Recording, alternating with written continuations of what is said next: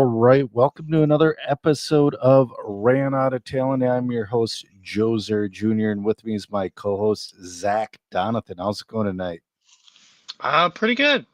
I was just looking at the INS results, and I don't think they're updated from Hoosier.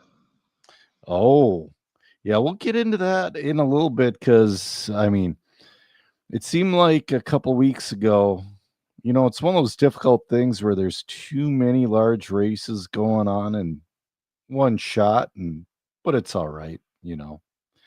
Um, So before we get into this one, as you're all joining in, I'd like to thank Dollar Hobbies for supporting this podcast.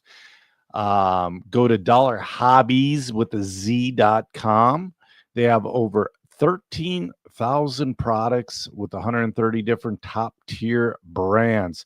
They have a brick and mortar hobby shop and a track that runs on and off road. Some of my favorite carpet I've ever ran on at Dollar Hobbies. Um, you can contact them for corporate events, birthday parties. There's club racing. You gain points with every purchase. I got $50 off of a tunalizer because I just save points, save points, save points. But yeah, it's super nice. So they've been around, man, since like 2002 or 3. They're the largest Traxxas store, or it's the largest seller of Traxxas products on Amazon. So once again, check them out on at dollarhobbies.com with the Z. Save 10% off of all your orders over, it's $100 or $150 off. I apologize. You know what? I should put the Where's your banner on. banner? It's in the banner. Over $100. Save 10% off any order over $100 by using code Joe Jr. at checkout at dollarhobbies.com. Capital J, capital J. So yeah, check it out, guys. I'm gonna be racing there next Saturday. I'm excited. So, Joe, are we accepting any new sponsors? We're always accepting new sponsors.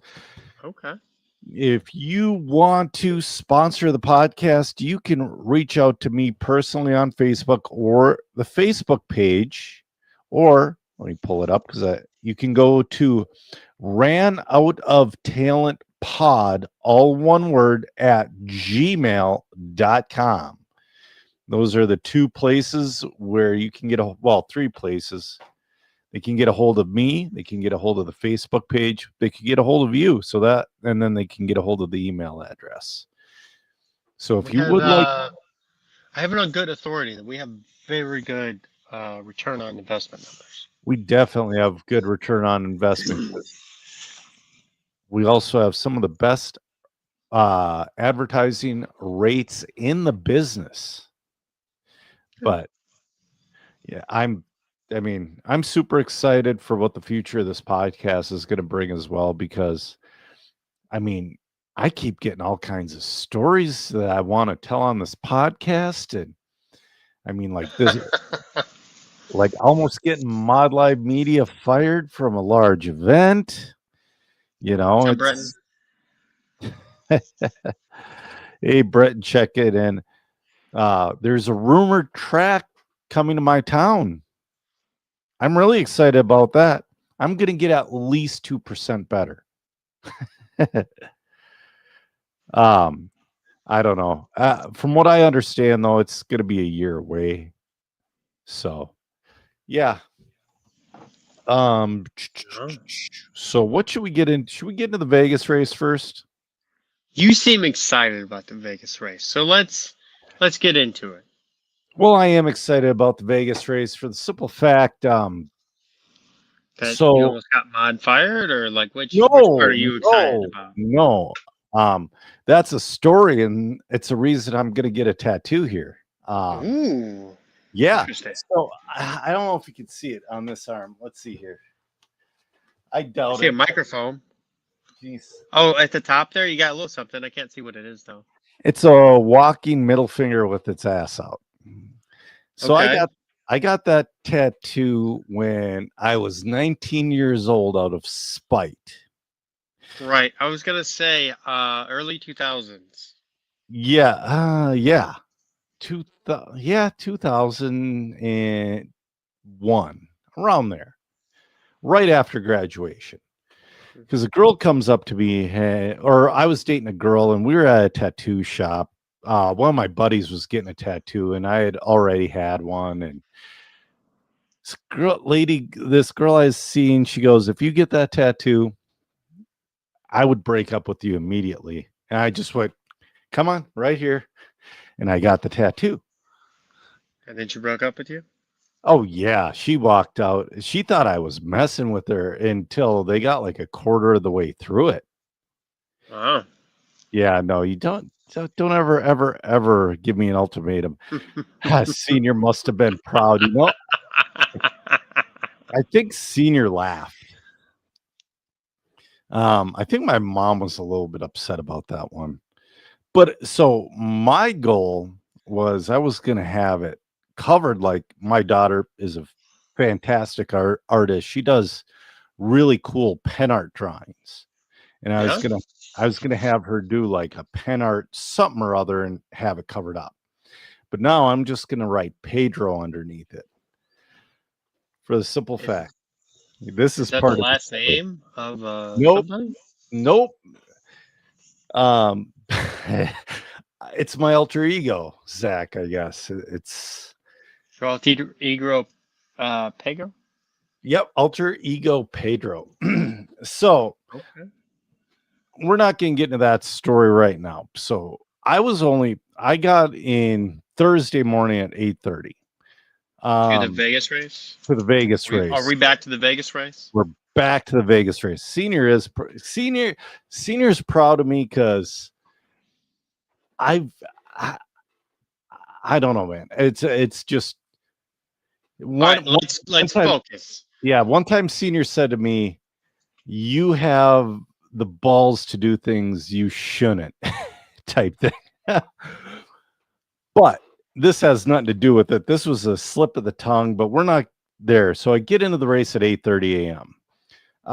Mod was set up, Matt was set up, Chris was set up, Megan was there, and cameraman or photographer Jason Bollinger was there. Shu does the best work in the business. That's Jason Bollinger, in my opinion. Hey, Michael Wartell checking in. He's I heard Michael was at the race too. yeah, and I put Michael in a very, very tough position, but we're not near that yet. So I get in Thursday, I do one lap around the pits, literally. I'm like, "Oh, Matt, I don't know how to help you go live because Matt's system, it works very well, but he is the only person that knows how to use it. Really, like, I could show, like, my setup is simple. Anybody could go live with it. Anybody can use it. But Matt's, it's super complicated. So I'm like, I'm going to take a lap around. Well, that was the only time I was able to take a lap around because so Thursday seating starts, we end at 7 o'clock. And when we end, we got to be out. It's supposed to be a hard out at 7 p.m. It's like, okay, whatever, hard out 7 p.m. It's hard to do, but we can do it. Friday, it was the same deal. I think we ran more seating and a round of qualifying, if I remember correctly. Somewhere around that. We're going from the second we get there until it ends. I get up to use the bathroom.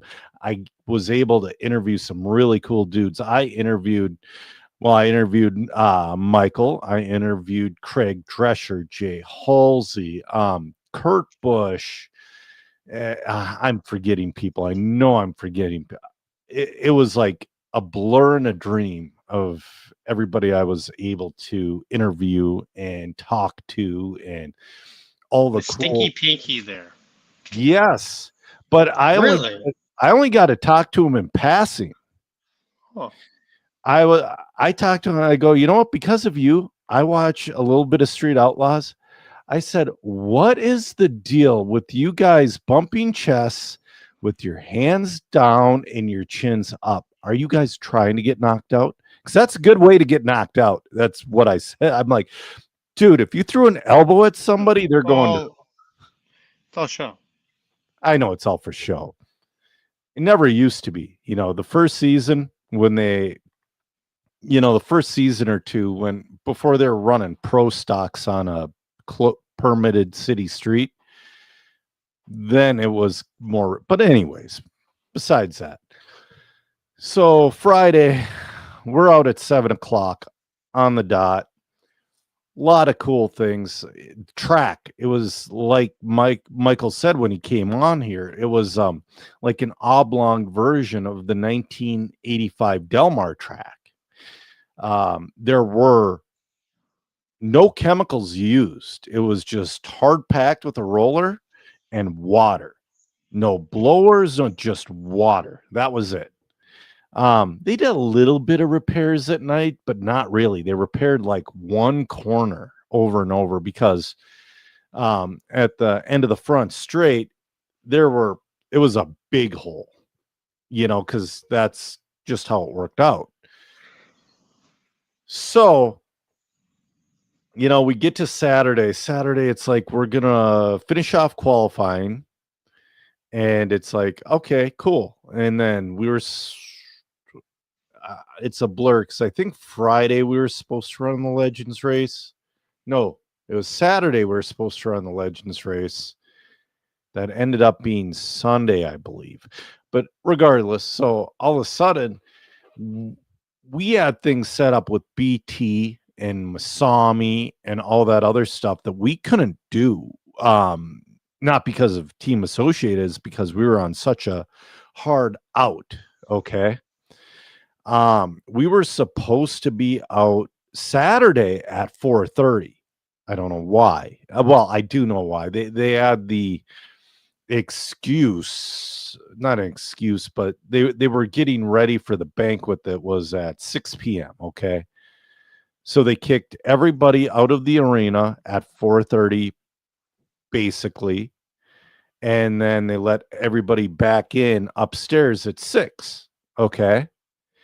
It's like, okay, it's whatever. But so we get done with the race day, and Matt and I get done with the outro for the live stream. And I'm sitting there. I normally don't wear a hat, but I'm wearing my mod hat and the brim's down like that. And I'm pulling batteries out of headsets and all that stuff. I'm not even looking at Matt because when Matt and I are loaded up and shutting things down, we talk a lot. And Matt goes, why do we have to be out of here at 4:30? I did not see somebody walked up to him. And I said, because they're the worst C word you can say. And I still didn't see the lady. And then I walked out. And I left Matt standing there staring at this lady who was the head lady. She was the head lady of it all. And Matt's like, oh no. Matt's looking at her like, I have to apologize to my friend. He can be a little vulgar sometimes. And so Matt didn't think it was me I should have mentioned we were down one person because Saturday morning, cameraman Chris went to the hospital because he had some junk jammed up into his esophagus. He's got a shortened esophagus. So we were down a man. So we were on that extra stress level. And I'm redlined. I kept it cool to this point, and then I just and then so Matt's like, I'm sorry for my friend, whatever. And she's like, well, you're not out of here at 4:30. It's now 5 o'clock. And good luck having your friend come back in after that. And he's like, oh, he thought it was David. David Warner, the other guy that was working with us. He's one of Matt's best friends. He's done way more mod stuff than I have. Just, he's part of the mod life. And Matt gets in the van and he goes, yo, David, I think you got to go home. He's like, what do you mean? He goes, you just called that lady a C word. And he's like, I did not. He's like looking confused because as he should be. And I said, that was me. And he's like, I go, I ain't call that lady a C word. I said they're being C words, not just her. It's like armed security was standing there staring at us, waiting for us. Like it was a wild situation. The Orleans was a fantastic spot for that race. That was the only one thing. It's like we need a little bit more grace period. Like when the races are done, as you know, we just don't get out. We need a second to collect our thoughts, get our things, and especially the media. We can't just get out. The media, I mean, literally, if we were to leave at 4:30, we wouldn't even have time to shut the stream off. It would have just been, all right, here's darkness, for the next however many hours. Wow. Yeah. But so that happened. And so we're standing around in the casino and it was we're using the bathroom and I'm already forming an apology before anybody calls anybody. This is like 5 or 10 minutes after. Michael calls Matt and he's like, hey, Matt. Now, Matt and I heard Pedro. Michael said he said the word Paul. So we're still going with Pedro on this. He goes, do you have anybody named Paul/Pedro on your team? Matt's like, no, nobody of that name on my team. He's like, well, somebody called this lady a C word. He's like, I don't have anybody by that name on my team, but this is what happened. And he went through the whole story. And he's like, all right, it's all good. I think if he apologizes, it'll smoothen over and all that stuff. And I'm feeling 2 feet tall at this point. Like you get that sinking feeling in your chest, like, oh, dude, this is a bad one. We almost didn't have main coverage, which I learned in the next part of this story. Wow. Yeah. Well, so we're greeted at the door. I'm not going to say by who because the next part of the story is funny, but I don't know if he wants his name associated with it. But he comes up to me and he goes, hey, I heard you pissed off Hitler. And I'm like, yeah. And then his wife came up to me and she goes, I hate that word. I get so upset whenever my husband says that word. She goes, I never use that word. But she goes, you're kind of right. And I'm like, but I'm still feeling like crap because I'm like, at least I'm getting kicked out is what I'm thinking. I'm thinking I'm going back home early is what I'm thinking. Mm-hmm.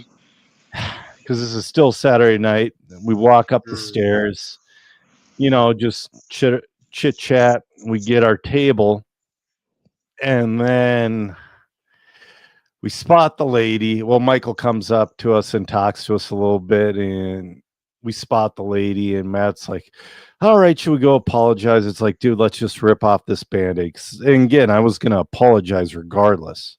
Because we were redlined and we were under a lot of stress. And obviously that's I shouldn't have said it.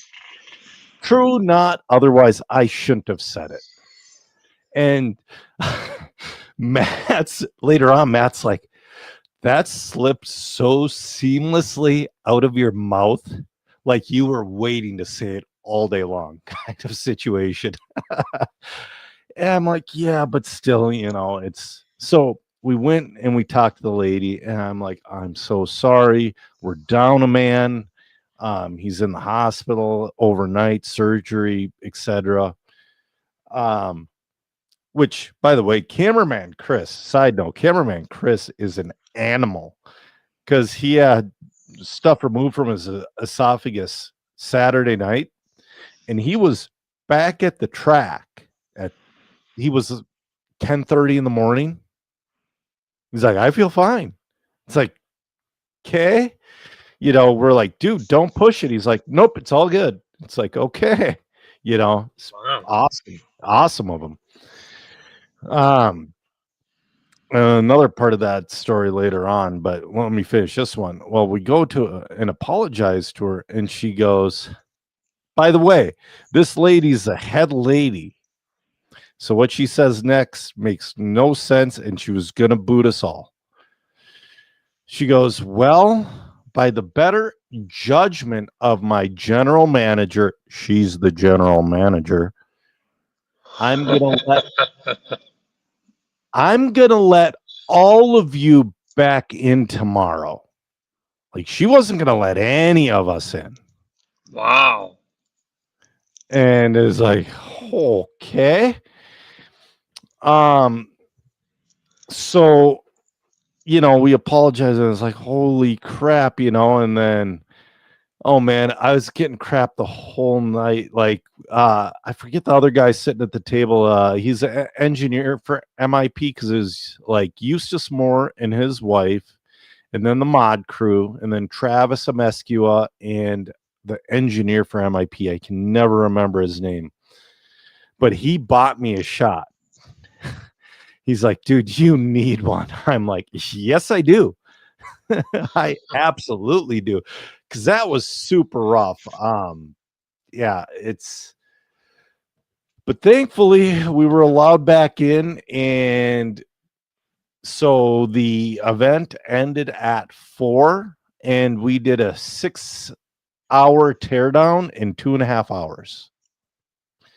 And we were out the door at 6:30.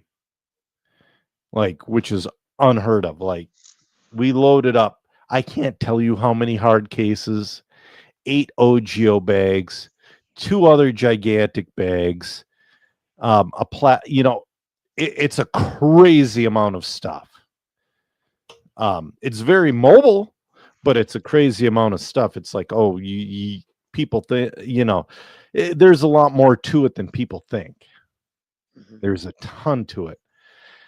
So, but yeah, that's the time I almost got mod fired, and I'm going to get Pedro written on my arm under that one tattoo. So, I don't even know. Joe, what are you doing, man? what I'm doing is I'm not going to use that word as we're packing up again. I can tell you that much. Okay.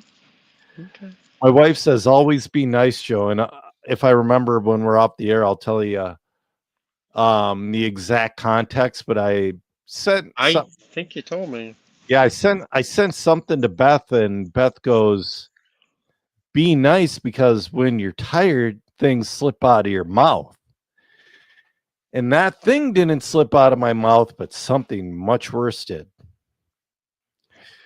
So, Hey, Joseph, what are we gonna do with you? Take away that thing. It was that whole race was living out a childhood dream. And Again? dude, this was huge. This was Masami was there. Masami was there. Yeah. Like, I went up to him. We got one of the kits autographed for. Well, all the kits were autographed for the waffle, but the Masami car was only signed by Masami. And I walked up to him, and I was like, "Little Kim, I'm like, can you please sign this?" And he's like, "Oh yeah, he's super nice guy. Sure, no problem. Just great guy." And it's. And then I walk away. I'm like, what the hell's the matter with me? I'm like, what? It's like I'm acting like a fanboy little kid, because I felt like a fanboy little kid, And nicest dude. And like I met Craig Drescher for the first time. Talk about an awesome dude, Craig Drescher. I mean, all those guys are great. Like there was one guy I interviewed, Pavitas and Cavalieri as well, but they're all great guys. But like Drescher was really freaking cool, man. Yeah, it was one of those things. It's like, well, I mean, what can keep? But then it's like, what happened at the last event? Something happened, and I was telling Matt that you know what? If I keep going with like putting my foot in my mouth in stupid situations, that when I go to the Mini Z Worlds in Denver, I'm gonna end up in prison somehow. But just by some stupid thing I do. Not really, but I'll put that out there, Joe. I know. So yeah, during the banquet, they announced it's gonna happen again next year, but they do not. They have a date and location, but they're not gonna release it until it's time. Okay.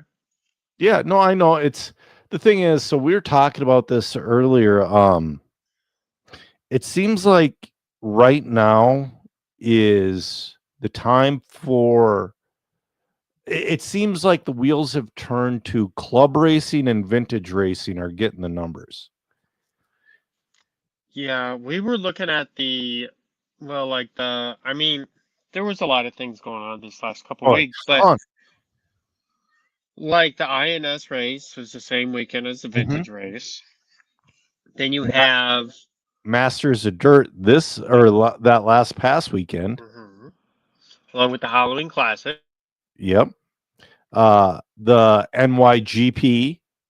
There's probably a couple of guys I that think that was the. Sorry. no, go ahead. I was going to say there's probably a couple of guys at that NYGP who potentially could have been at this vintage race or could have potentially been at Hoosier as well. Mm-hmm. Yeah, all these. I think the NYGP happened the same weekend as the vintage race. Yep.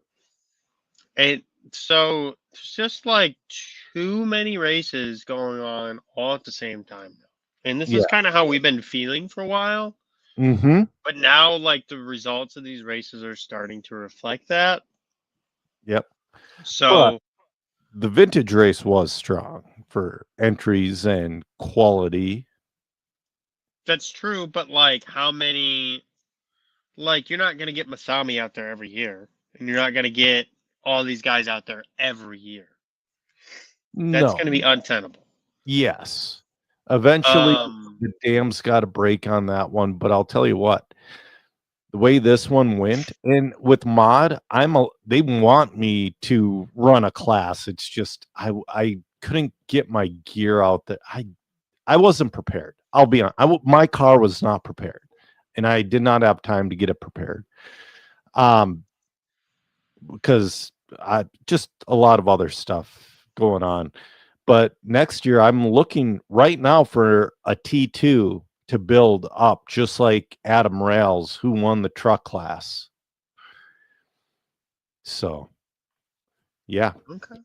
I mean, it was exciting being there. The atmosphere was light and vibrant. There wasn't a heavy feeling to it. And again, that's also why I'm liking club racing as well, because it's so fun to sit there with my dad and Joe 3 and sit by Kyle Holmberg and Torot and sit by all those guys and sit there and BS and race our. It's light. When a race starts to feel like a burden, that's when you need to make a move. In my opinion.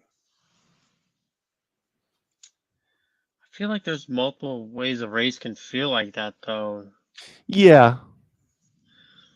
Like, I'm just gonna not name a race, but I'm gonna say how I feel about this race. Mm-hmm. In that respect. Mm-hmm. and it's not how I feel at like we'll say PNB. Yeah. Just to name another like very large, like they almost had 1,000 entries this year. Yes. But it's like it feels like a pro funster race type of thing. Yes. And You there are some some other, especially like 10 scale races, they feel like the big number ones, they feel a little heavy. I Yep. can agree with that. And that like there's not that excitement. I like Mhm. exciting because it's like cool and it's a big race and all that stuff, but I don't know. And like my favorite race of the year, King of the Road, Yep. there is no heaviness in that building. It is a club race That's with so awesome. regional folks, Yep. and like I want to win. Well, like we all want to win this stupid crown and this stupid cape with the scepter, so we can get our photo taken to put up on the wall. Like the most ridiculous thing. I have. I will send you the next time I'm up there. I will send you the picture they have of me. Yeah. It is terrible. It is I not a think good picture of me, but I think it's hilarious. Intentionally so when I took this you've because sent it's it to so me fun. twice. I think you've sent me that Oh, picture twice. it's so fun Yes. and it's silly and I get to hang out with my best friends and people I Yeah. grew up with and we're all just trying not to suck. Yep. And I think that's like the fun of it because like there are some really good guys there. And like yeah, I don't but it's not serious. Yeah, exactly. When you can hear audible laughter in the pits constantly and there's nobody yelling and but also it's the way you feel on your way home from a race. Like on my way home from that event from Vegas was I can't wait till next year and I'm already planning. And but also though on my way home from a fun club race, fun Saturday race, it's like, man, I can't wait till next week. It's those feelings you get that I've been getting lately at certain larger events where it's like on the way home, oh, thank God that one's over. Shit, 4 more weeks to the next one. Oh, damn it. I got to get everything ready. I got to get money up. I got to do this. I got to do, you know, you're like, it's kind of like The Simpsons when um it was an earlier episode when they leave church and they all kick off their church clothes and Marge is like, why are you so happy? Because this is the longest possible point before more church. And that's the way I felt after a lot of some summer events. And but and again, from that team associated event, I'm like, man, I really can't wait till next year and planning. And I'm excited. And it's like, it's like it put a nickel into me, you know, and kind of like club racing has lately. I got those 3-gear those 3-gear transmissions for my car and Joe 3's car. I Mhm. was excited to put those in my car, and I can't wait to try them next week. Well, and I tell you, well, so many things there, but I don't think just this, like the seriousness of the race, or like Mhm. the laughter of the race is enough. Yes. So I feel like you're excited about the 3-gear transmission because you felt like the 5-gear transmission sucked for so long, Yep. and finally there's this answer that you've been There's searching for forever. Yes. Yes.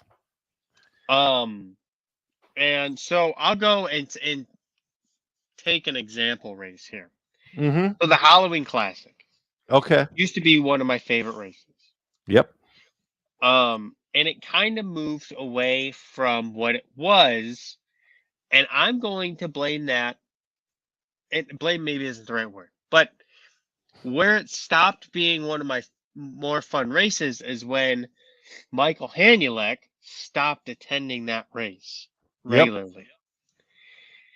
And if anybody knows Mike Hanulek, I don't. good or bad, you know that if Mike's there, there's going to be some laugh had. Mm-hmm. And at whose expense, you never know. A little bit of yours, a little bit of his, a little bit of somebody's, but there's always the laughter going on, and you can always hear Mike's laugh. Yep. And when that kind of went away, there was no fun guy anymore. We were all too serious. Yeah. Not that maybe Mike's the best example of all that, but just kind of that's how I felt about that specific race. And then the race itself kind of changed as the racer dynamic changed, and now I just feel like it's different than what it was. That people Okay. like that race used to sell out in an hour. Yep. It was crazy, like a couple years ago. That's one of those things. And again, though, not to toot Dollar Hobbies horn again, even though they are a sponsor. I've race directed the Christmas Classic the past couple years, and I enjoy it because Jeff intentionally makes it like a lighthearted, fun race. Even though there's super fast guys there, you're forced to take a break after it'd be round 2 of qualifying, the first round of qualifying on Saturday. Yeah, you're forced and sit and have lunch with people and shoot the shit, and plenty of time. Oh, Dirk Anderson checking in, old school RC, awesome. Same with Cam checking in. Dirk was there in Vegas. He's a lot of people don't realize that Dirk and like Mike Kirby and Drew Boyd and a ton of those guys are the reason why vintage is the way it is. Mhm. Mike Winders checking in. Yeah, Mike's saying there are too many big races and they're too long. Need to get back to more of a weekend race. Too much time off work. That's right. I'm going to be going to Denver for the Mini Z Worlds in a week and a half, and all of that's unpaid, like unpaid vacation, because I've used up all my vacation because going to races. It's my choice, but somebody like Mike, it might not be such a choice. Yeah. One thing I did dislike about the team associated vintage race is the way the double A mains were scored. Okay. So Cam says 10 scale indoor racing is back, so here I am. That's great to hear, Cam. Yeah, it's definitely back. I can't wait to check out the toy box too. They also got new carpet in. So think about let's go to I'm looking for the proper, I can't find it. Here we go. So two-wheel drive buggy, 1976 to 1983. Jason Ashton got a 1 and an 11. Okay. Drew Boyd got a 1 and a 2. Or a 2 and a 1. Jason Ashton won because his fast time in the main is what stood. So both mains didn't stand together. So Jason got a 1 and he got a 18.511 in the first main. In the second main, Drew got a 1 and a 17.506. So that 11th place was erased. And Jason, so it's rocket round, double A mains. Yeah. If you tie on position, I mean, if you get 2 wins, you obviously win. That's the one thing I didn't like, but I'm sure there was a reason for it that I don't understand. I don't really like that. The more I race, the more I like qual points. Yeah. And that's what we qualified with was qual points. What? But the mains were set up moto style. But that's the thing, though. If they're set up moto style, that second main should weigh heavier. And then, so me and You're back. You keep going. yeah, go for it. So then, me and David had to sit and wait for Scotty to say who won. It's like I don't know, because the first of the double A mains, the second A mains that popped up was the 1976 to 1983 two-wheel buggy. Oh, by the way, Minnesota's Bob Cooper took third in that class. Bob got a couple of chassis trophies. It was pretty cool. But regardless, it's like when Drew Boyd won that second main, I go, oh, Drew won. Because I'm thinking Drew got a second and a first. And then all of a sudden, Scotty goes, Jason Ashton, you're a winner. I'm like, what? So it's like, okay, so they did it that way. I hope they don't do it that way again. One thing I do got to shout out that was super cool that you don't see very often. You had a father and daughter in a main. You had Scott Brown and Allie Brown in the 1991 to 1996 truck. And that was your second largest class with 90 trucks. So, yeah, out of 90 trucks to make that A main, and that's so cool that Allie made it in there with Scott, which we almost had father-son with Jonathan Schultz and John Schultz, but John Schultz couldn't quite get her up in there. John Schultz is a dad. It's like, dang it, because that would have been really cool as well. Oh, and also we almost had two Antilles in the main as well, because there were Steve Antill, there was Ryder Antill, and there was another Antill. And then it was like a father, son, nephew situation. But it's cool. People brought their freaking families and had a good time. And it's cool that, like I said, that's one that stuck out to me was father and daughter.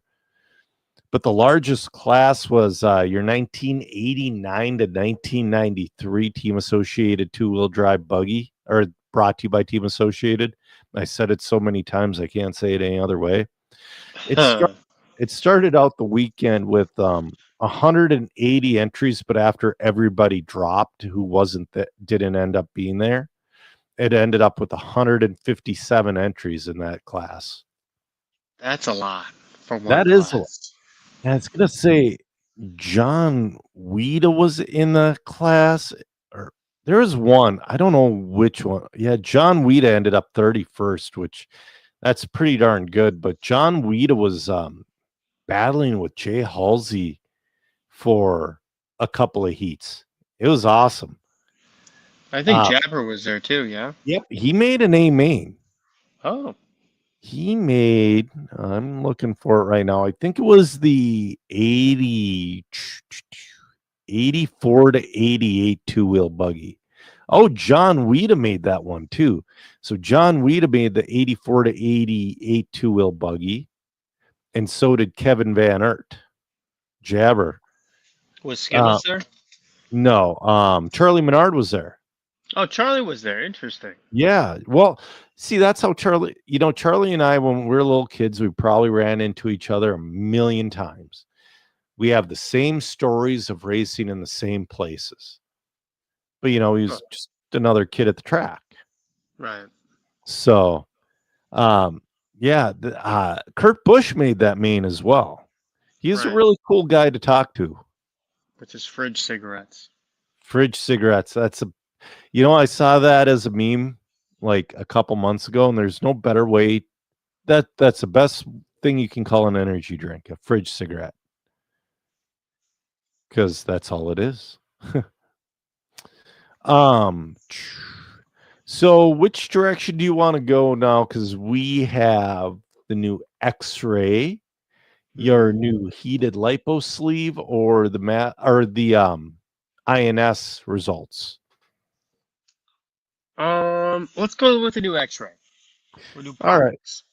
Yeah, because this turned out to be a cooler car than you thought. Because you were thinking the same thing I was when we were saying 60% new car. You're like, oh, they could just change a bunch of screw links and call it new. And technically, they'd be right. Technically, yeah. Yeah, but they did a lot to this thing. Come on, there it goes. They did, but they didn't. So I'm a little on the fence about it, and for no Okay. other reason than I feel like a lot of what they have done, isn't going to generate into performance advantage.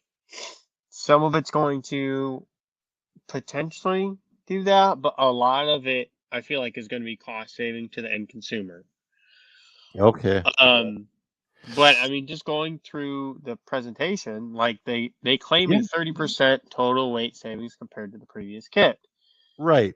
So, I'm. Is that where the fan normally rides? In front of the motor, yeah. Yeah. Okay. I'm sitting here thinking, yeah, it makes sense. Sorry. Go ahead. I'm sitting there thinking, like, Well, but then they get in they say 30%, but yep. then you get to 30 grams of total weight saved. So that math isn't mathing. No. I don't think you could have saved 30 grams between these parts, but maybe they did because there's quite a bit of aluminum that went carbon. Mm-hmm. Maybe it did go 30 grams. I wasn't thinking quite that much, but I mean, I think that they have some interesting ideas here. Yeah. So you have, kind of like the Schumacher did and the Gizmo before that with the carbon fiber upper bulkhead clamps. And you have, like most cars now, the carbon fiber lower arms, but theirs are a little different because they have the plastic pieces in them. They're calling that CFF2. Mm-hmm. I mean, what I think has happened there is they made a mold for this part based around this arm. So, you have your arm cut out, you put this arm in the mold, the plastic shot in there, and then that's it. Which I think is great. I think that's an amazing way to do like a cost-effective thing, with a carbon fiber piece and it be something new, and different. Now the only problem is when something gets worn out, you got to throw out the whole arm. Yep. Which is fine. I don't know. We're consumable products. I do like that they simplified the shock holders because they were a little complex and a little finicky on the 25, and they would sometimes fall apart because I Okay. didn't check my screws or the Gotcha. screw. Like so there's like 4 or 5 screws on this thing, and I didn't check one of them, and one would come loose, and you just figure out what's going on with the car. But it took a little bit. Yeah. Absolutely. My question with the weight savings, going back a little bit, Mm-hmm. didn't the cars already come out of the package underweight? They do. So if you scroll down some more, Yep, keep going. I'm gonna go down. I do love that low shot. That's like my favorite touring car photo is right there. Where the wheels are almost the tallest thing. Yeah, that's pretty Yeah. cool. Keep going. Besides the body posts, they are the tallest. Well, if you run the body posts out the back, they're the tallest. I don't know why Right. they. Yeah. I'll get to your question in a minute, Jeff. Keep going. Okay, right here. Oh, go up. So this is where they're saying their 30 grams is coming from. Okay. Now, I know that carbon fiber is lighter than plastic, but not by that much. And the aluminum upper clamps were kind of heavy, and they did Mhm. have aluminum steering arms beforehand too. So I can see where a lot of weight comes from that. But it says minus 30%. I think this is where they're messing with statistics because it's probably 30% lighter than the parts that were measured. That's not what that says. That is kind of what that says. It says Okay. minus 30% total weight Yeah, savings. total weight and then 30 grams of total weight savings. But Right. So okay. I think what they were saying here, and I don't think they did a good enough job explaining this because how I read that is minus 30%. Wait, wow, the car's 30% lighter? That's amazing. That's not what that says at all. It says those parts are 30% lighter than they were before. Mm, Um, I don't. They didn't. They didn't exaggerate. They said exactly what it is. They just didn't do a good job explaining it. And I think they are probably taking some people advantage on that. If I were to guess. Now, I yep. don't know their intentions behind this because I'm not part of their team, but I think that's a little, you know, could have done better. Yeah, I didn't know USA was known for their high grade carbon. yeah. It's a thing, I guess. Yeah. Same with the copper wire. Yeah. Jeff was wondering how does a new X-ray compare to the new Infinity design? So, Joe, so your previous question is, aren't all touring cars underweight? Yes, Yeah. vastly underweight. Like I have to add like 300 grams to my car or something. Jeff is saying he had to add 100 grams of ballast weight to his Osmatics and he wants to add more. Yeah, center of gravity. Absolutely. Yeah, so I mean, and that's with heavy chassis. Jeff's Mm-hmm. running the steel chassis. Mm-hmm. I'm sure he's got whatever else. But yeah, so you're talking about the center of gravity going from middle of the car, if you were to imagine a line, to below that towards the chassis. Mm-hmm. So, and the short equation on that is the lower the center of gravity, the more corner speed you get to carry. Yes. And that's not exactly how it goes, but that's kind of the idea here. So here you can see their arms. I like them. I think they're great. That's I think they're great because it's one design for the no, there's four arms still. Yep. Sorry. So this is kind of the same as the previous. No, this is worse than the previous one because now there's four arms versus the two arms that were before. Okay. Okay. But here's the shock thing. I think this is good. Um, Yes. almost nobody used so with the rear shocks, you can see in the right there. Um, the idea is that you can take that screw out right next to that banner that says minus 40% weight. Yep. And it would move when the car moved in the corner, and I'm doing a bad job explaining that. I don't really understand how it works. I never used it. Nobody ever told me to use it. I just didn't use Yeah. it. And then sometimes that set screw, um, where at the top there would come out Yep. because they didn't provide long enough set screws in the kit. It, they did if you use the kit settings, but if you wanted to use any other settings, the set screws kind of weren't long enough. Okay. Um, I like that they simplified that. That's really great. Another ease of use for the end consumer. Bravo. Love it. Mm-hmm. So, and then you have, let's see what's next here. So the sway bars, I don't know. I don't know how to feel. I don't like how this is presented. I don't Yep. like how they didn't explain what's going on here. Um, so So it's a they two-piece sway bar. no, it's a one-piece sway bar. Oh, it's one piece? I'm like, what the heck is Oh, I see. So I see. Okay. now, can you read that on the left side? There's some words in gray and a label there. Uh Can you read what X that says? right here, Yeah. X423 design and new ultra low anti-roll bar mounting for reduced center of gravity. And do you know what last year's car was called? What? It was the X425. Yeah, so they're showing you a super old design. Mm-hmm. Okay. Interesting. So I'm one thing I never understood with modern touring with any touring cars.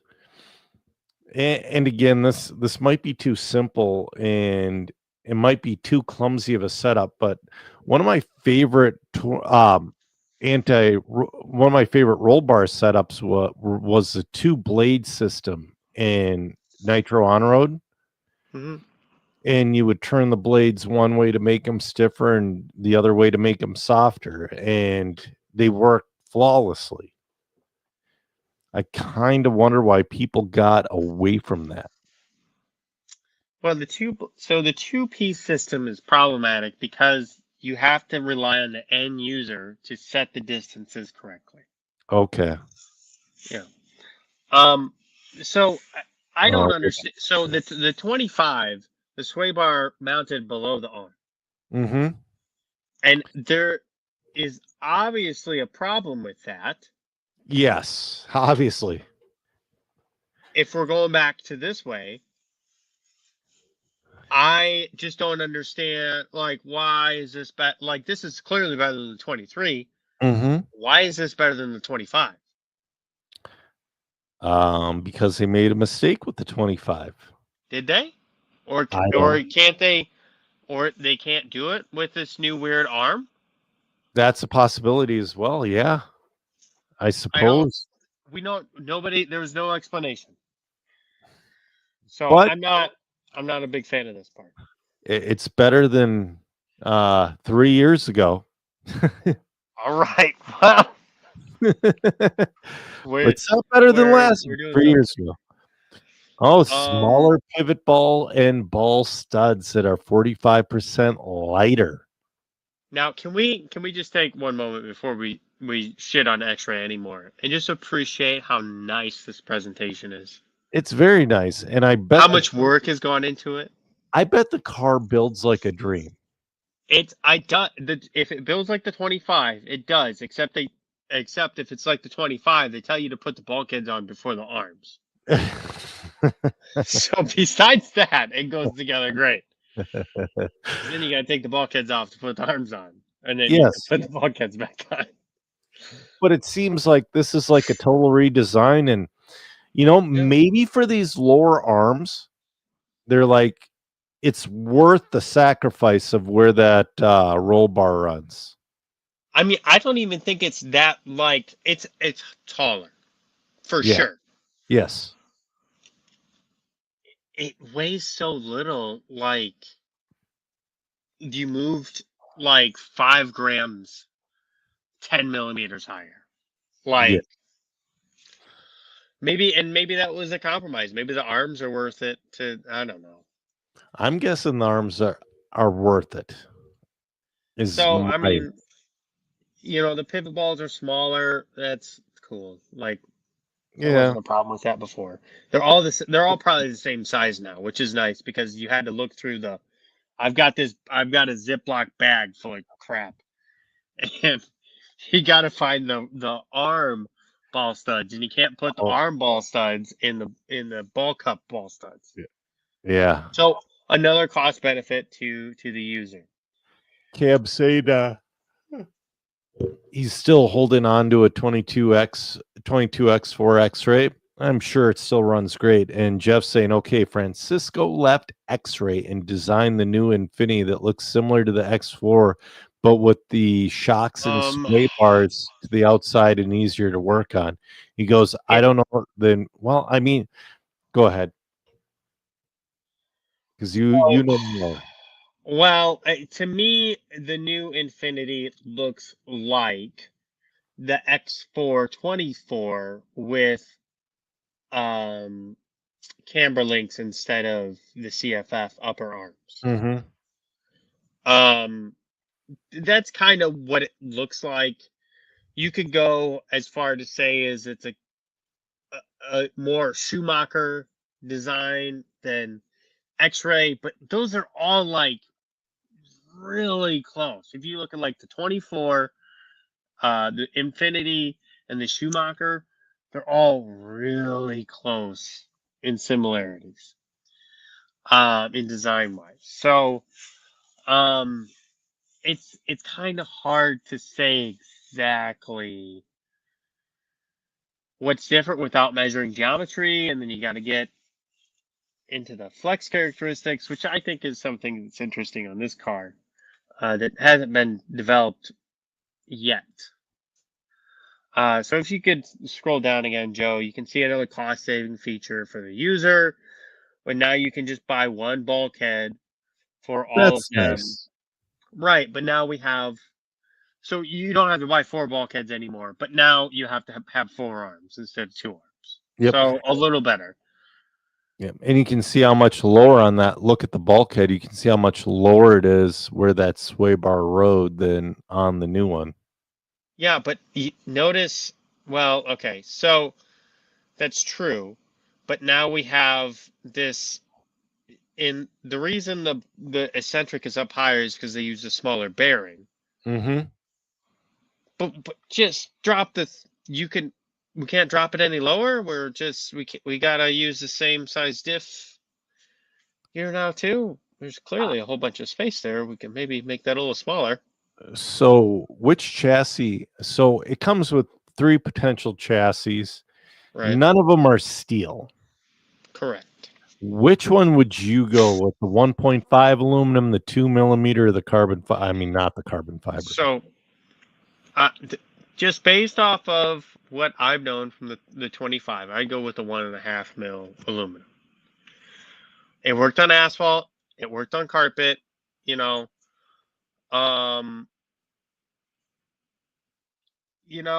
I would. I've never used stop limiters.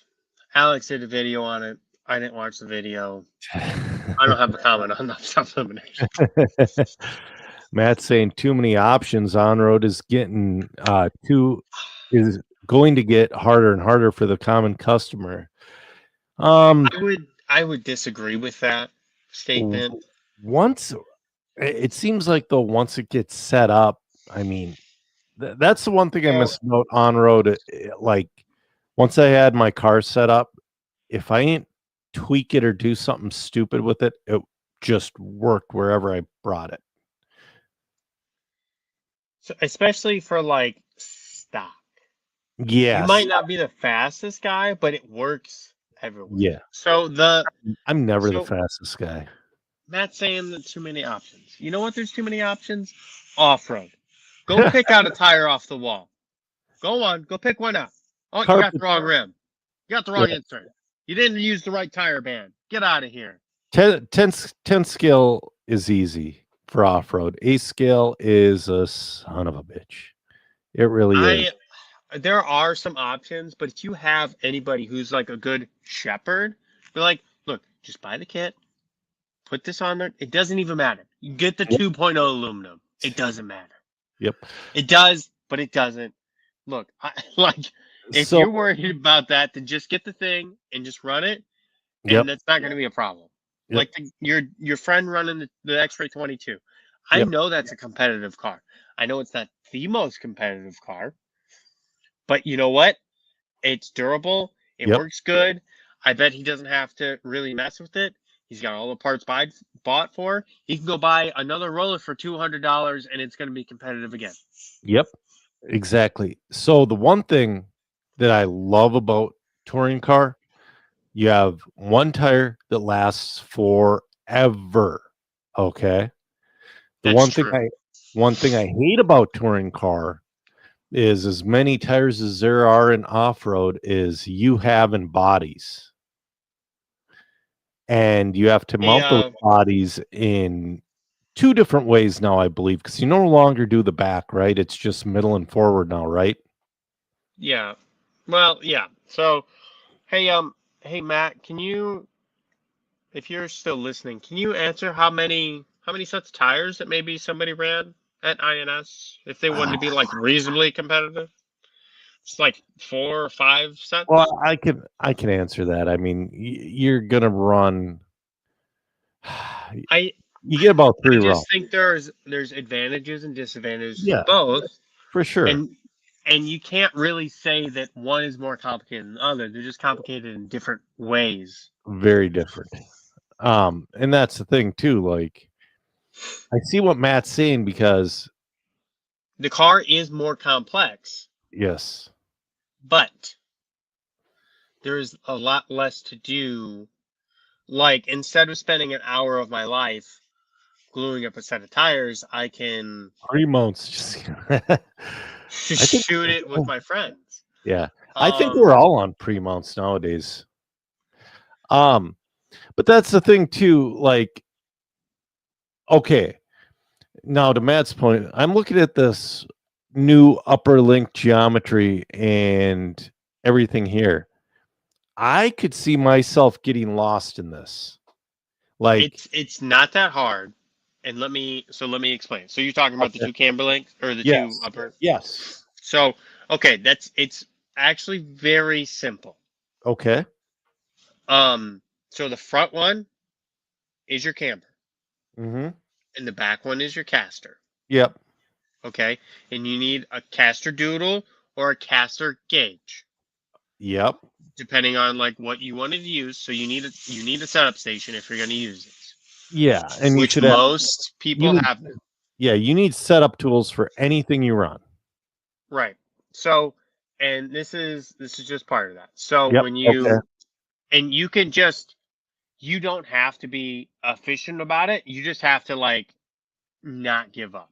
So Okay. like, and how I mean to say that is you can adjust. What I used to do for a long time until my buddy showed me there was a different way.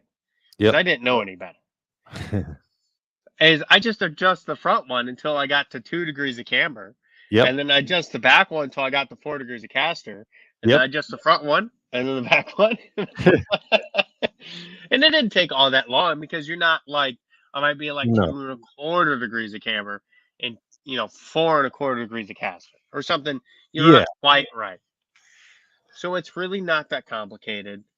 I do think they add something interesting here with so there's a couple interesting things here with the upper bulkhead. Yep. So especially when you're using the link. So you can change the link stiffness, which I don't know is going to be a thing or not. So you see the little black bushings? Yep. So you can turn those.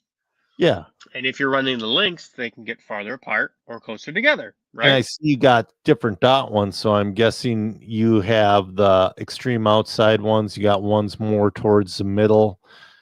Mm-hmm. All that stuff is what I'm guessing. Yeah, those are the same as the previous models. Yep. And so what you can do, so essentially, from my understanding, is the closer the links together, the stiffer it is, and the further apart they are, the softer they are. Yep. That's an interesting setup thing that I'm not sure anybody has played with before.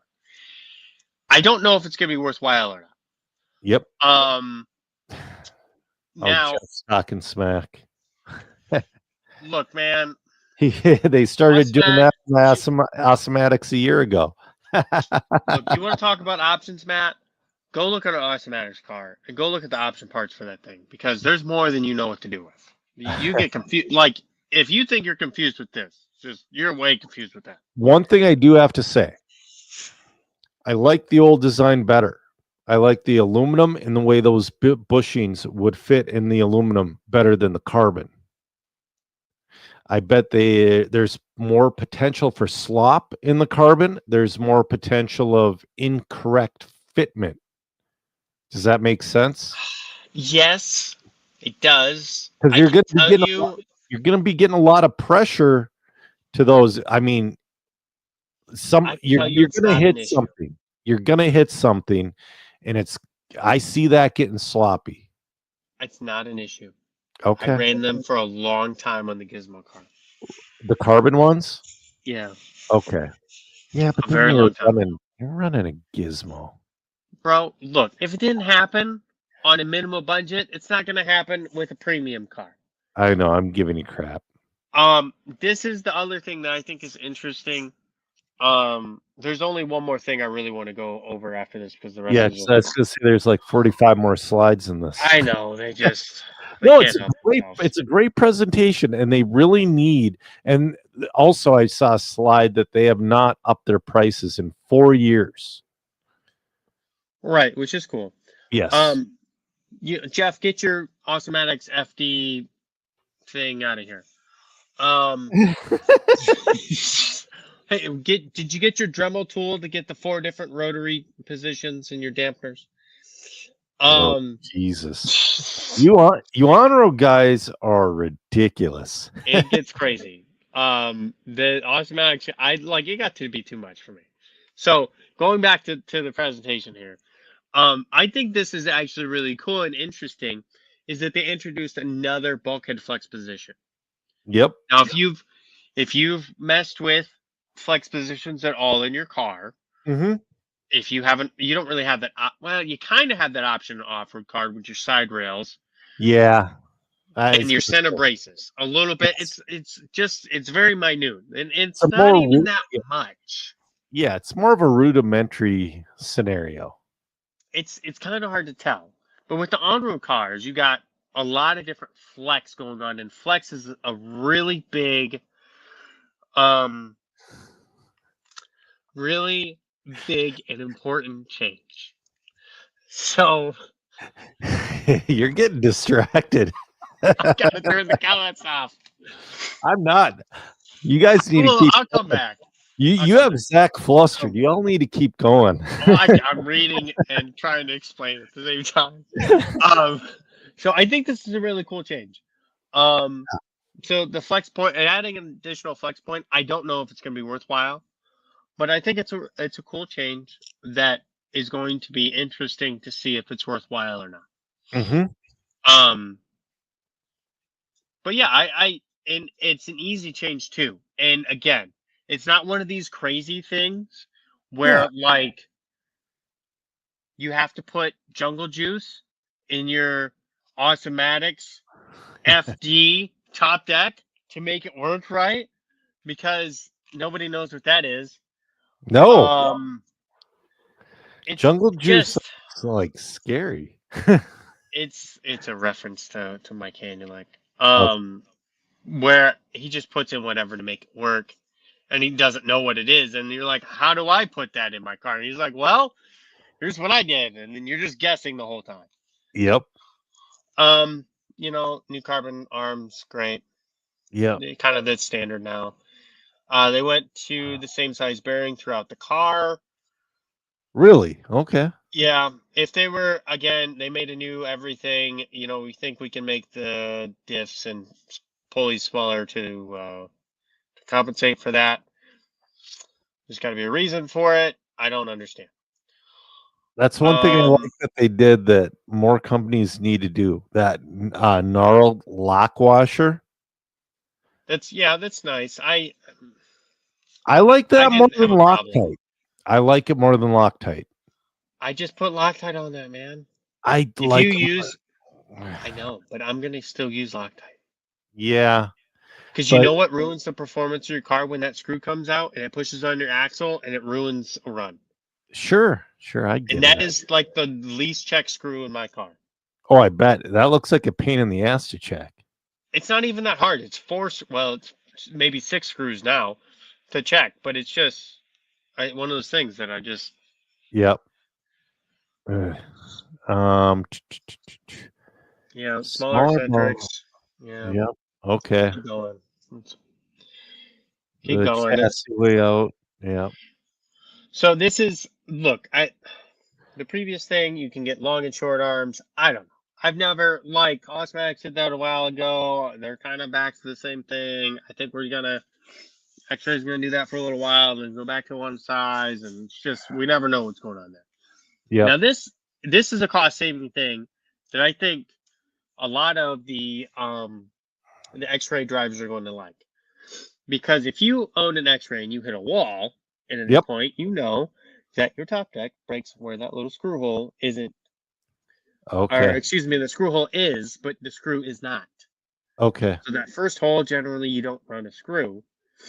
And when you hit a wall, it just breaks because that's what happens. I break that constantly. Dude. So I have a stack of top decks about 2 inches thick in my pit box that are all different thicknesses and types and shapes and you name it. Because flex is important. Yes. And then the ones I liked, I bought a second or a third of because I hit stuff and I need to be able to put my car back onto the track. Anyway, so now this, you have 2 pieces. Yep. And you're going to have a 1.6 and a 2.0. Okay. Right. So now you have, but that's only the top deck. So now you got 3 pieces and you can get rid of this pile of top decks that I'm not going to use anymore. I can just use this one set. Okay. Which is kind of nice. Yes, absolutely. So another cost saving thing by X-Ray. Good job. Yeah. And then here's the different flex positions from it. I think that's, that's cool. Yeah. Yeah. I see. Bumper brace. What else we got? I think that's yeah, and then the rear, and the shots of all the shots. The shocks are the same. Everything's the same. Eclipse, one of the most advanced cars on the market, and they're still using frickin' Eclipse. That pisses me off. It's not that bad. I don't care if it's bad or not. It makes me angry. Hey, look, they got they put a ball stud in there instead of a set screw now. That's kind of nice. Yeah. Jeff's saying let's compare the size of our decks. Yeah. But and again, so like a good example, up until like I want to say 5 or 6 years ago, X-Ray was still using like wood style screws in their A scale. Yeah, I don't look, man. Some of the stuff they do, I just don't get. Yeah, like to me, the Eclipse is on the same level as the wood screw. I'm not really there with that. Again, they're showing you this is last year's stuff. I don't even know why it's in this presentation. It's 4 millimeters shorter. Yeah, from the previous design, 2 years old. It has electrolytes. It has electrolytes. It does not have electrolytes. Okay, we gotta keep moving because we got other stuff. Dude, I know, but that that servo mount is baller. It's very nice. It's the same one they had last year. I know, it's 2 years ago. I know, it's still baller. I love that. I wish they would do that with the associated car. I do like that there are different flex positions for the servo. That's nice. That is nice. Improved airflow. Eat it. No. You know what's better on the X-Ray for sure than the Awesomatics? What? Is their axles and how they go together. Yes. Like no questions there. I have yet to bend an X-Ray axle. I don't lose that little plastic thing that holds it on. Okay. There are a lot of nice things about the Awesomatics, but that's the one definitely better thing about the X-Ray. Yep, the top deck shims and blah blah blah. You got soft and hard. I think we're getting into the weeds here. Well, it's the same stuff that was already been presented. But no, they're not, Jeff. They break all the time. They suck.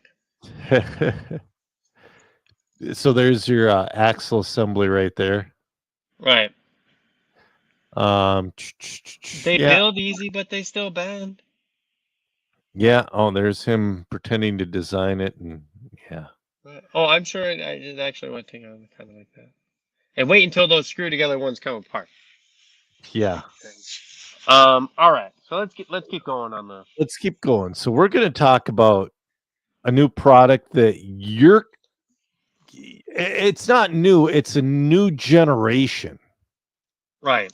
So I don't It's- have the budget of X-Ray. So you guys are gonna have to deal with my pictures here, and I had the social media lady make a nice little thing that I don't have on this yet because I'm bad at stuff. I How have too do you many not? things to do. How do you not do 130 slide presentation? Because I have to make the stuff too. I know. So look, real quick, if you guys don't know, what happens when you heat your battery and why it's important. So when you heat your battery, regardless of method, according to the data, I'll say that again for anybody that didn't hear me. Regardless of how you heat your battery, according to the data, both on and off the track, what happens is your internal resistance decreases, which means more punch, and also important, these are correlated, but not always one for one. They're not. It's not a linear correlation. You have less fade because your discharge curve is flat. Yes. So those two things happen when you heat a battery, regardless of the method that which you choose. So now that's why heating your battery is important. There are a variety of different ways to heat your battery, and I'm not going to get onto my soapbox about that. There are plenty of videos that I have done showing the different methods, what's better, what's not better, how the advantages and disadvantages of all of those methods. So, one question before we get into the weeds: did you Mhm. switch to a USB-C? I did, yes. Okay. So there is a power wire attached that it's about Mhm. 36 inches long that is USB-C. Okay. Now, there's a variety of reasons that we went to this new connector. Mainly, the reason is that everything is moving that way. Yep. Absolutely. So like all the new iChargers are USB-C. Okay. A lot of the new, like, let's say you get a new phone and you get an adapter with it. It's a USB-C. So A lot of the products are just the USB-C now. the Tunalizer, my radio, my toolkit charger, the Hobbywing program box, everything. I mean, it seems to be the universal thing. Well, it's nice. It's cheap. You can use one cord for all these things. Yes. Now, this does have the cord attached, and there's a good reason for that. So, Mike, I had a couple options to what I could do with this, and I liked the design of this button. And Mhm. so we went with a cord attached model for this. One, because you can't leave it at home. You either bring it or you don't. Yep. So if you leave your USB-C at home and you don't have another phone charger or whatever, you got to go buy one. And that kind of sucks. Yeah. Because you might be just buying a crappy phone charge lead for this, and then you got two, and it's another thing you don't Yeah. need. So yeah, that's the button is now, instead of sewn on, it's a press on fitting. And what you have here is a sample production of this product. So you can see the button's not straight. That had to That's have driven changed. you nuts. Dude, and I can't take it off. It's like I tried. You just can't take it off.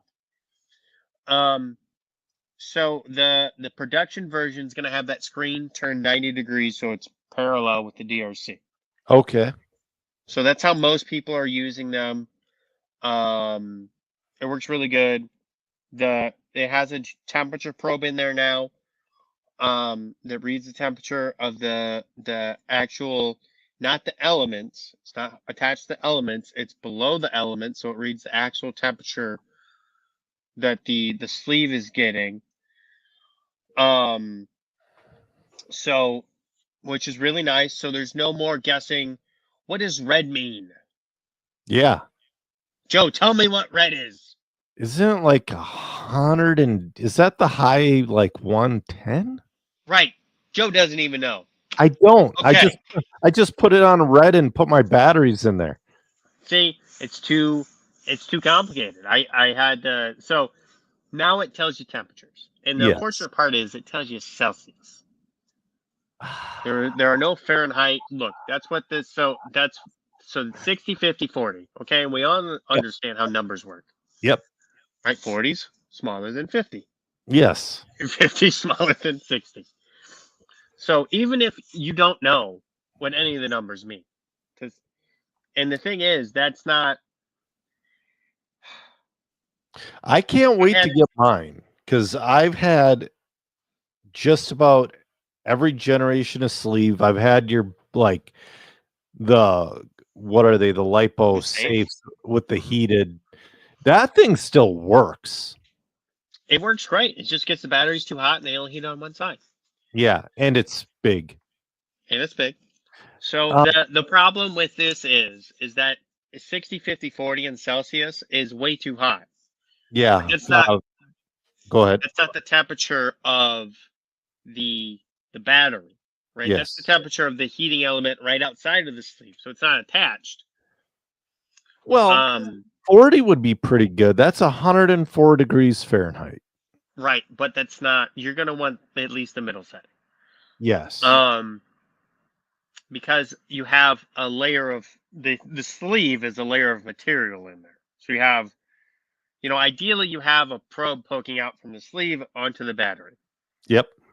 There's no way to do that without breaking that off when you put a battery in there. Okay. So I had to make. There's too many things going on to make it work flawlessly forever. Yes. So anyway, so it'll read the real-time temperature of the elements in this sleeve. So if you put a big battery in there, yep, and you turn it on, it won't get as hot as fast as compared to if there's no battery in there. All the same thing applies to heating the batteries now as it did before. It's just that this is a newer version that's going to work better. It'll tell you the real-time temperature of your heating sleeve as you're heating your battery, which is really nice. So when your heating elements are getting worn out, you don't have to guess anymore. Right. It's because that just happens. Like people will leave these things on for a year and they're like, well, the red isn't just it's not hot enough anymore. I'm like, I don't shut mine off during a race day. Mine stays on all race day long. Right. Every race day forever. And it just eventually gets beat down. Yep. And that's kind of where, so that's why this is important. So that's really nice. It has the same safety features. It's $5 cheaper now because of the consolidation of parts, which doesn't make any sense to anybody else, but just it's easier to assemble, so it's less labor is why it's cheaper. Yeah, it makes sense. So I can't wait to get mine. When will these be available, like estimated? So the estimated shipment date is November 17th. Okay. Now the right now we have a pre-order or a pre-order offer for both retail customers and our dealers, which is $10 off for this. So right now it's $44.99. If you pre-order until November 14th, you can get $10 off at checkout. If you buy 100, you get $10 off of each of the 100. Nice. If you're a dealer for us, you get a $10 store credit, which can be used to apply to items for that order. Like you want to put a second part on that order, that's no problem. You want to use it for future orders, that's no problem. But yeah, so we wanted to make it fair for kind of everybody, because a lot of these companies will do a pre-order for retail customers only, and that kind of sucks for stores. So this is going to be only until the 14th. With how these work, I have to buy 500 of them. Yep. Which is a lot of heated lipo sleeves. I don't know if you ever seen 500, but it's a lot more than you think. Yeah, I understand. Yeah, no, I'm excited about this one for sure. I can't wait to get mine. What was my question? Oh, also one thing you started carrying that was new before we get out of this whole situation. You started carrying a Crybaby product, that motor stand. Yeah, you ordered one. I did, and it works well. Oh, good. Yeah, it really does. It helps so much, like with the fumbling around and all that. And what's nice, one little thing two little things that is very underappreciated: the A, B, and C um, posts on the motor side are retractable. So if your posts or if your tabs are a little bit different, it'll set in there nicely. And then he 3D printed a little bit of plastic in between the posts. So even if you wanted to, those clips couldn't touch. So it's super nice. That I was messing around with that actually right before the show. I found an old D4 21.5, and before I threw it in the garbage can, I threw it on there. Oh, what a loud piece of crap that was. But I compared that to a modern 13.5, and it's like, oh my God, a modern 13.5 is literally double the motor. Yeah. But it's fun to play. It's a nice tool, and it actually makes a tunelizer or motolizer, if that's what you have, a lot of fun to play with. So you have a bunch of new. Do you have anything else new? Because I mean, kinda. So if we're adding a clearance section to the website. okay, let's see. It's just some products we're, kind of getting rid of. I got to move it around and adjust the pricing, and it's kind of, I didn't mean to have it up here yet, but since it's up, we'll just talk about it, type of thing. Yeah, So these are just, you're gonna find some products that aren't moving here, yeah, and we're gonna, you just got a move away bell. from some of them, and and it's nothing personal. It's just kind of like I have a whole storage shelf full of things that just aren't going anywhere. So they need to find a new home, or they're gonna go to a giveaway pile. Yeah, but I mean that's understandable. Not everything's a hit.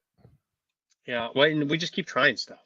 That's Yeah, So another thing that we started offering is and probably not a lot of people know this, but we do a lot of custom heat shrink. And I mean yeah, just like I bet I print like on a slow week I print 1,000 pieces. really. Yeah. It just I do a lot of custom heat shrink. It's a lot of automotive stuff, a lot of custom audio, a lot That's of horse great. halter stuff. I Horse don't know holder? how. Dude, the horse halter people love me. That's awesome. I don't. I love it. Thank you guys so much for your support. I don't mean to question it. I just don't understand how they found me. But I love it. That's fine though. You know, So you make phone charger cables as well that that might have gotten somebody onto you because that's a non-RC product that yeah, yeah, so we're doing that. We're doing so we have the 3-to-1 heat shrink, we have the 3-to-1 adhesive heat shrink, we have a regular 2-to-1 yep, heat shrink.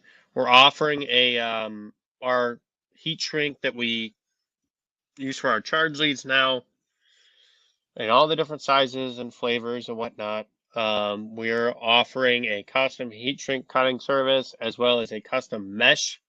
yep, If you want a custom mesh color, no problem. We'll do whatever you want. It's okay. $250, and you get I don't know how much of it. You get a lot of it. Yeah. Let me tell you here. You have No Name RC podcast, but not ran out of talent. What? For what? Oh, You didn't give me permission to use the logo.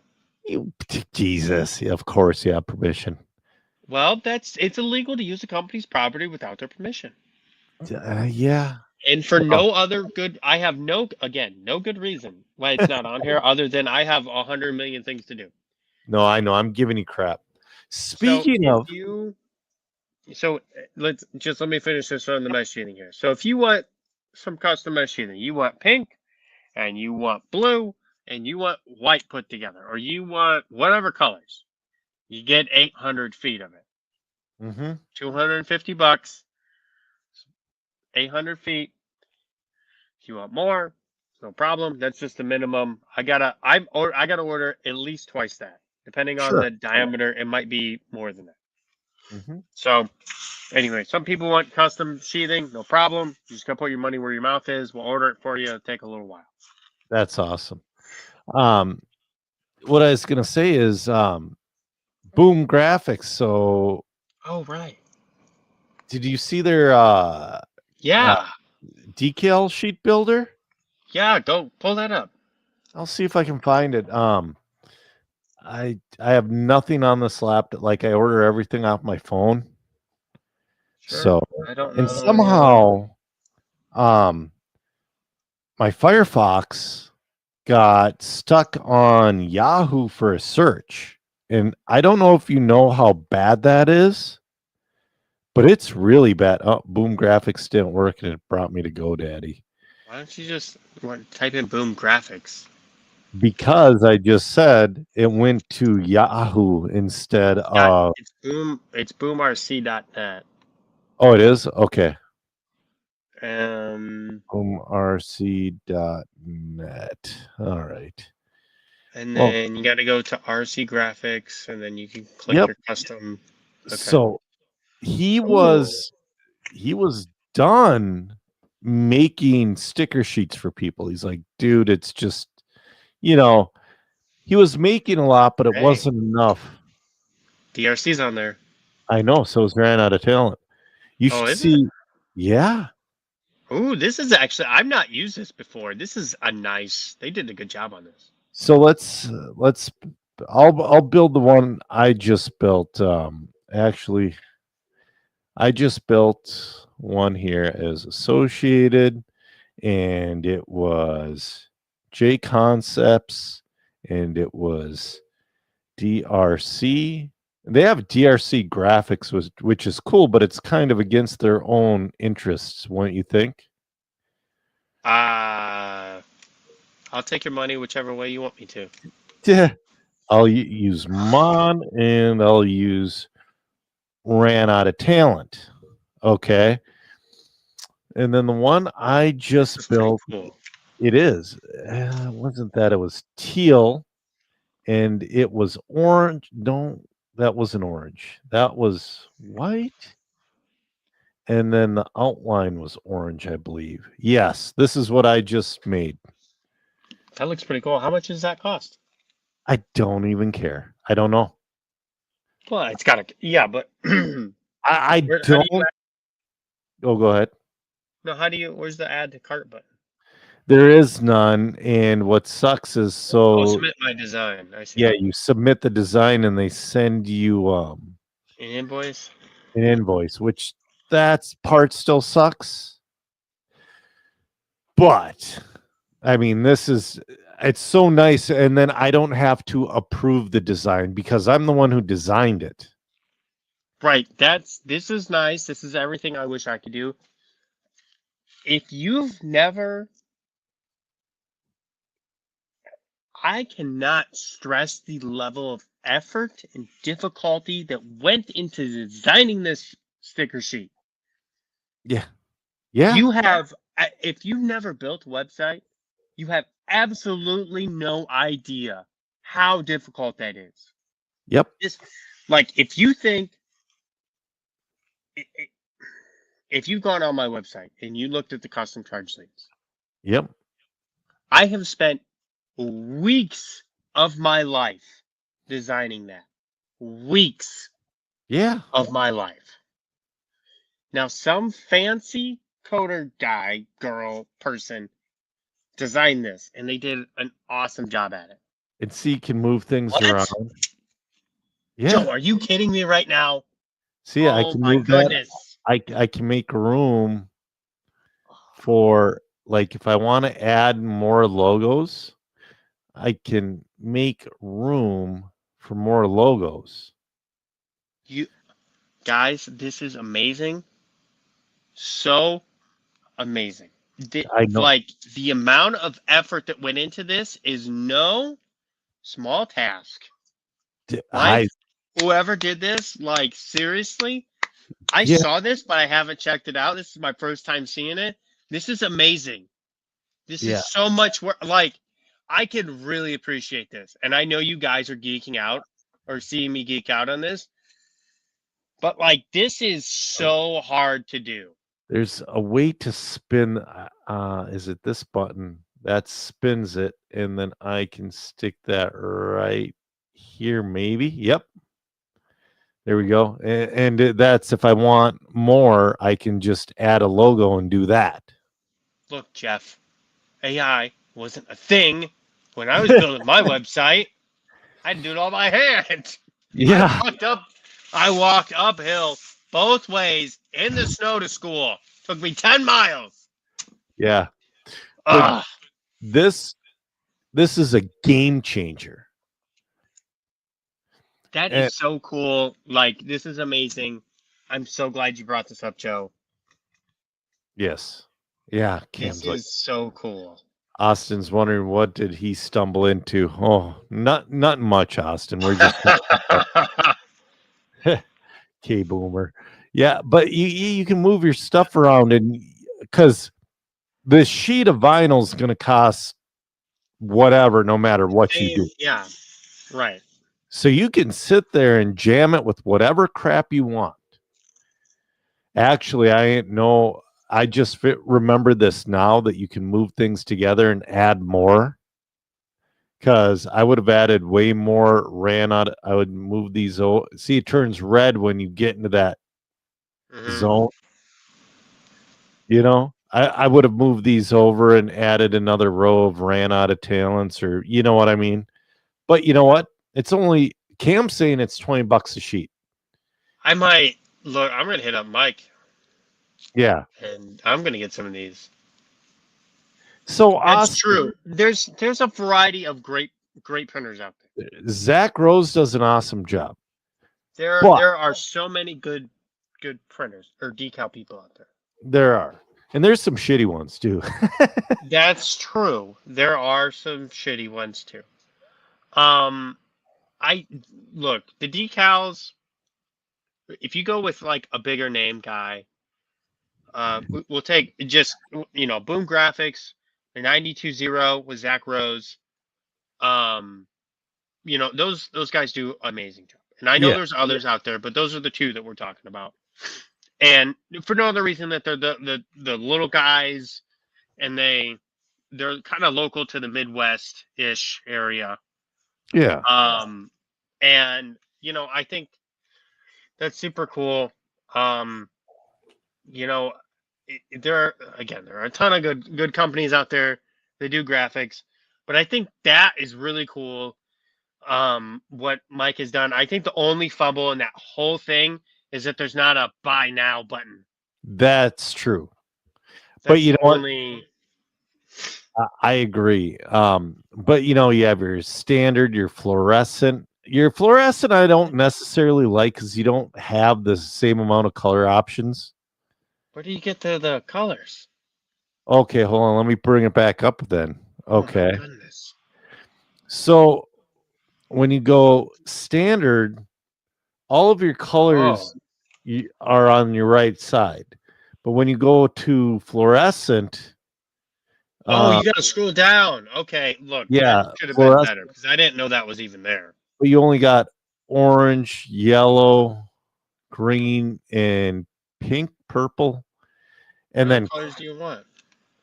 And then you got chrome, which it's like, eh.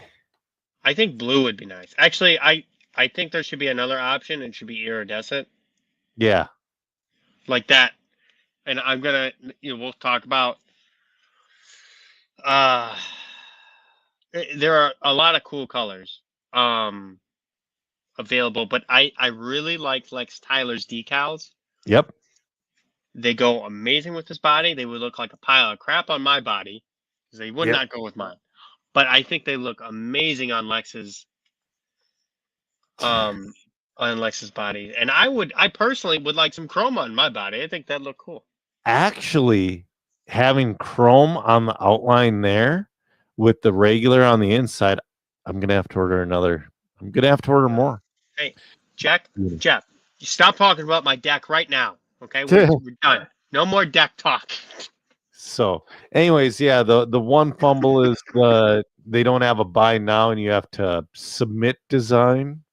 So you hit submit design. It's off the deal, but you got to enter in all your information and how many sheets you'd like. And I didn't see that they had it. Wait! No, they changed this, so they didn't have this when I ordered. So I'm gonna add this to the screen again. Oh crap! I opened that stupid side thing Windows had on accident. So you enter your info, and it has your full name, email address, phone number. But then now they did not have this when I ordered. You have a continue to payment. Oh, okay. Well, I still would like to know how much it costs on the page. It's $35. That's a little salty for a sticker sheet, bro. That's how much it costs if you're not sponsored. Really? They're that much? Yeah. So I haven't bought stickers in so long. I don't think I give away stickers. I don't think I'm sponsored by Boom Graphics anymore after they got rid of the decal situation in the first place. Mm-hmm. I think, you know what? That's probably a great way just to dump the team. Which is, but a normal sheet. Oh, he's sure it's because of the chrome. You know what? You're probably right. So let's go cancel. Let's go standard and just have it be, white. Just hit the checkout button. It doesn't matter. Yeah. So we'll put salmon. We got salmon and teal. That is so disgusting. Scroll down. It's gonna be $25 without the chrome. Okay. So it's $10 less for standard, which is still very cool. Yes. So they changed the checkout thing now, which is nice. Oh, back to your page. So, anyways, yeah, man, that's an episode. Another one we ain't quite hit everything, but that's all right. So much to talk about. Oh yeah, super cool. Yeah, dude, that website's cool. I even talk about getting on testosterone, but we'll save that for another time because that's been interesting in a good way. So, my next race will be the Florida Carpet Championship. Oh, really? In about 2 weeks. Yeah, I'm not racing there, but I'll be there. I was gonna say, no, I suck way too much. I'm like, so what? See? Okay, look, I can half-ass two things, or I can do one thing well. And I don't get paid to race. Yep, you and I are a little too serious for this, but going back to that Team Associated race, there were about a dozen people there. It was their very first time racing ever.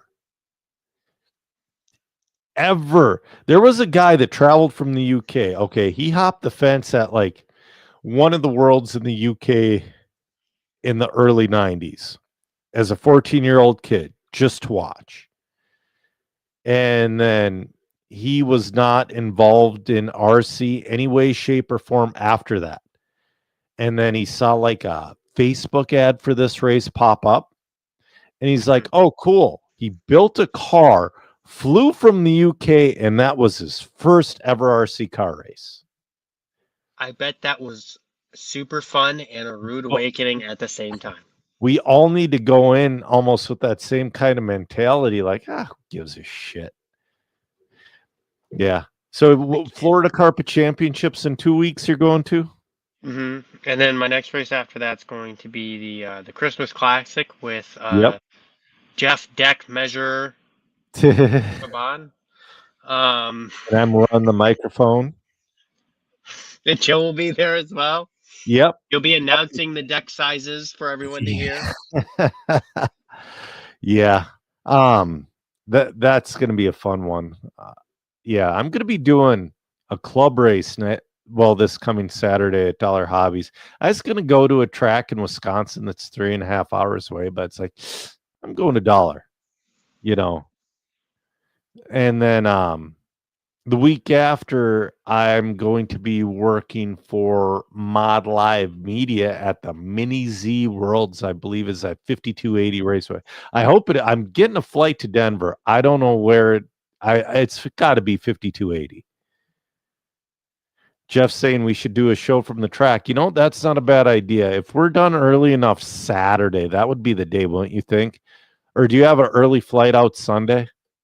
No, we could do it after if you wanted to, but yeah, we could figure out a day. Jeff was saying he thinks the race is going to be done at 2 on Sunday, and my flight doesn't even leave till like 7. Yeah, depends if you're Terminal 1 or Terminal 2. If you're Terminal 2, you only need to be there 30 minutes ahead of time, maybe 40. Doesn't matter. Yep. I ain't gonna it's not gonna take me 5 hours to get to the airport. No, even if I do a podcast. Yeah, Terminal 1 could take you about the longest Terminal 1's ever taken me, and it's been years. It's been 3 hours. That's a long time.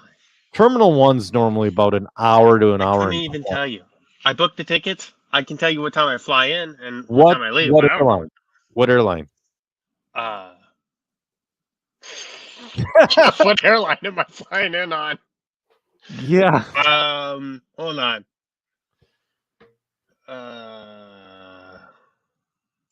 My flight, Delta. Oh, Terminal 1. All right. Those are nonstop flights. No, Delta's dialed. I like Delta. They're just more expensive, so I only get to fly Delta when I'm flying with the wife. They were $20 more for a nonstop flight. Nonstop, and you get an entertainment TV too. I got this guy right here. We're good. Yeah. I don't need your crappy entertainment. I'll download his show. Yeah, okay. Sounds good, man. All right. Well, we gotta go. We gotta go. Yeah, we could. All right. Well, this has been another episode. I'm Joe Zer Jr., and with me has been my co-host Zach Jonathan, and we've ran out of talent. Have a good night, guys.